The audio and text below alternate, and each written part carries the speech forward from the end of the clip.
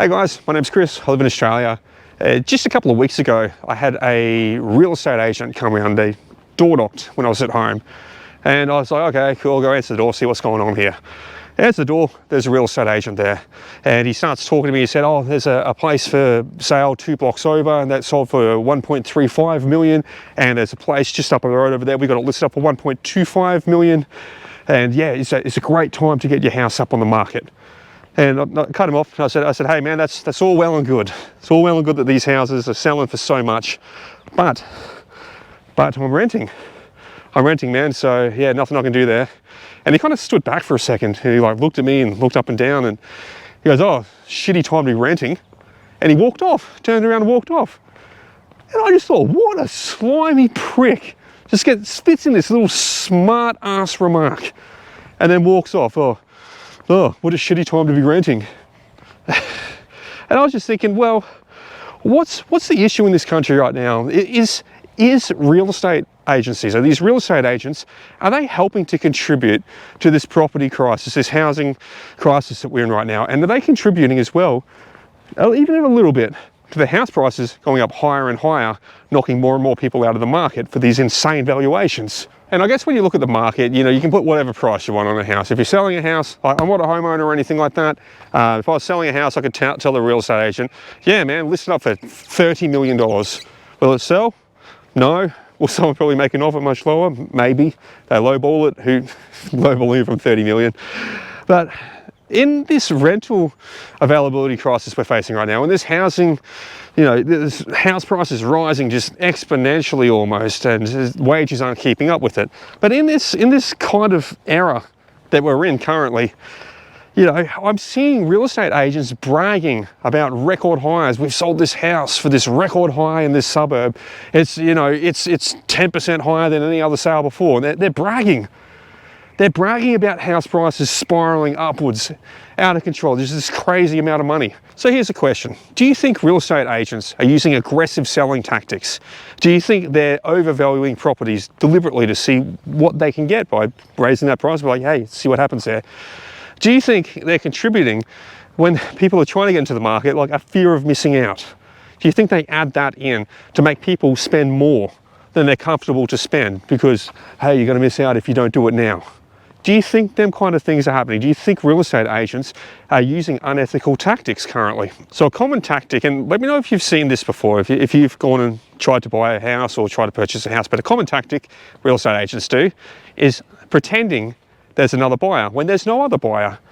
Oh yeah, there's another party that's really interested in this property, so, you know, really comes in who's got the highest offer and, you know, comes through first to try and make people push up their offers higher, to try and push that market value up on the house, just that little bit higher, when there is no other buyer, there is no other purchaser. It's all bullshit. So that's I think that's a slimy tactic. It's trying to force the person up by saying there's no other buyer. Okay, but it makes them think, oh, I'm competing with someone, so let's be more competitive on the pricing, and they're bidding against themselves. They're raising the price up against themselves. So I think that's a slimy tactic that they do. Another tactic I don't like real estate agents doing, and this is in the rental market, okay? So I'm a renter right now.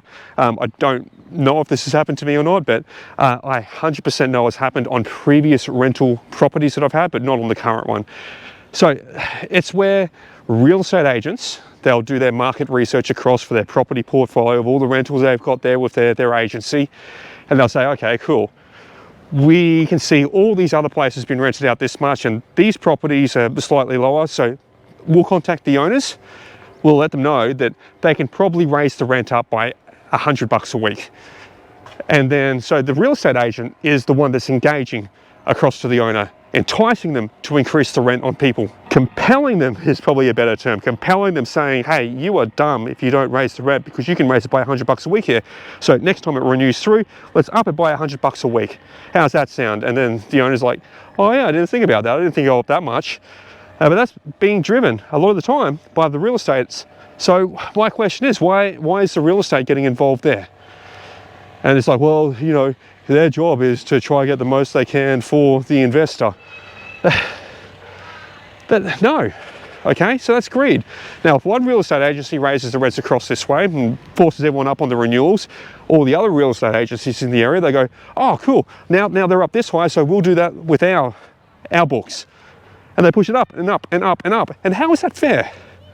How is that fair? It's not fair. It's greedy. So if it was the owners all putting it up to what they're comfortable with to cover, you know, their interest repayments or whatever it might be, so be it. But when it's been instigated by a real estate agency who's getting, mind you, they get a cut of the rental, okay, it's a management fee. They get a cut of that stuff for property management. So they're pushing it up to get a larger cut of property management. And I don't think that's right. I think that's something very slimy and wrong. Now imagine the scenario for a longer investor, okay, so they've paid off the mortgage. The mortgage is done, it's just getting rent through now, they're just paying across their rates, their insurance, you know, some management fees to the real estate.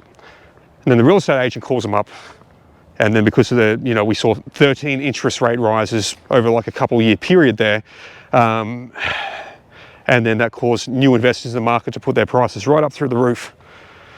Now imagine if you had it all paid off and you had a low rent, but you thought it was fair. You're like, cool, this is great, this is supporting my later life, or, you know, my semi-retirement, or helping my family, or whatever it might be. And then a real estate agent calls you up and says, mate, you can jack the rent up by $300 a week, but we can't do it in that increase right now, okay?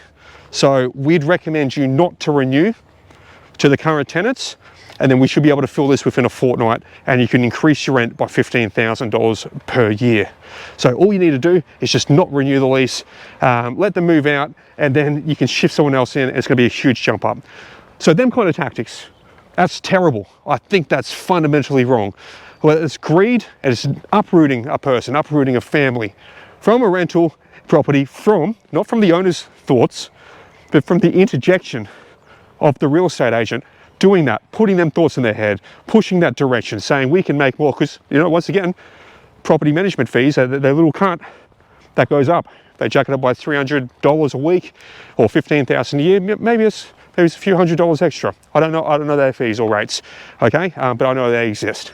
Each one's going to be slightly different, so I can't generalize with like it is this much, because every agency is going to be competitive against each other for it. So these tactics to increase the rent to maximize it all out, yeah, these are done.